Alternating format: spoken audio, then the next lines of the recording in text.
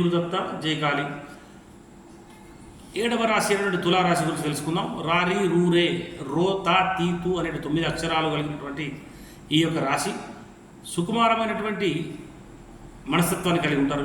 వీరికి ఆదాయం 2, వ్యయము 8. సుఖజీవనము, చక్కటి ప్రవర్తన, చురుకుదనము, ప్రశాంతమైన స్వభావము, గౌరవము, శుచిశుభ్రత, అధికంగా వినోద విలాసాలను అధికంగా ఇష్టపడలేరు. అధిక సంచార ఎక్కడైతే అధికంగా సంచార ప్రియులు అంటే ఎక్కువ తిరగడానికి ఇంట్రెస్ట్ చూపుతారు.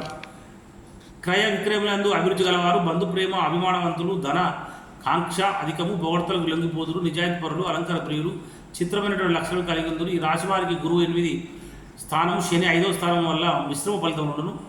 ఇంటి యందు వివాహాది శుభకార్యములు చేయడం వల్ల అధికమైనటువంటి ఖర్చులు, బంధుమిత్రులు సమాగము, వ్యాపారం మందు అభివృద్ధి లేకుండా, విద్యాందు ఆటంకములు ఆశించుట,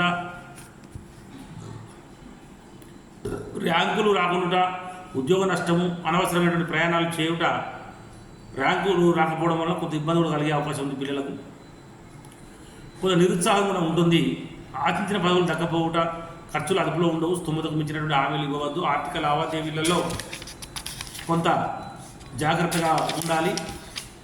మరి పరిచయం లేని వ్యక్తులకు నమ్మరాదు. ప్రయత్నించినటువంటి కార్యక్రమాలు ఆలస్యంగా నెరవేరుతాయి కనుక ప్రయాణంలందు అనుకూలం లేకుండా రాని బాకీలు వివాదమవుతాయి. మీ గుడ్విల్ దెబ్బతింటుంది. మీ అధికారం నుండి ఒత్తిడి, చీవాట్లు ఎక్కువగా ఉంటాయి. ప్రయోజనాలు లేని ఉద్యోగం పనులు చేయడం వలన ప్రయాణ నష్టములు. మీరు కఠినమైన నిర్ణయాలు తీసుకుందరు. ఆచరణలో సాధ్యం కాని రైతులకు పంట ఆదాయం ఆలస్యమగును. న్యాయవృత్తి కలవారికి కొన్ని ఒడిదుడుగులు కలుగును. సెంటిమెంట్ వస్తువులు అమ్ముట, ఆస్తి పంపకాల విషయంలో అన్యాయం జరుగుట, చిల్లర తగాదాలు ఎక్కువ అవుట, మానసిక చింత, రాజకీయాలను ఒత్తిడి, స్థానచలనము, మితిమీరిన ఆత్మవిశ్వాసాలను నష్టపోయేటువంటి అవకాశం ఉంది. చిన్న చేయి వృత్తుల యందు కూడా చిన్న ఆటంకములు కలుగుతాయి. తెలిసి తెలియజేసినటువంటి పనుల వల్ల అపడిందల పాలు కావడం జరుగుతుంది. మీరు నమ్మిన వాళ్ళు దూరం పోతారు. దానధర్మములు చేయుట, కుటుంబంలో కలిసి తీర్థయాత్ర చేయుట, స్థిరాస్తులు ఏర్పరచుకుంటా సామరస్యంగా ఈ సమస్యలు పరిష్కరించుకోవాలి. మాట ధోరణి బాగా నియంత్రించాలి.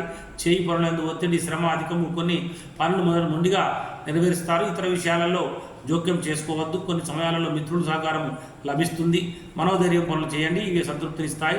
కావున మీరు సుందరకాండ పారాయణం చేయించి ప్రతినిత్యం నవగ్రహ స్తోత్రం చేసినట్టయితే మీకు మేలు కలుగుతుంది. జై గురుదత్త, జై కాళి.